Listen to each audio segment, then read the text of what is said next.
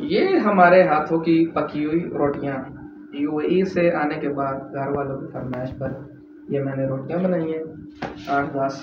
और ये तकरीबन 3 पाव चिकन था, ये बना दिया साथ। अभी हम खाएंगे, बस क्लोज करें।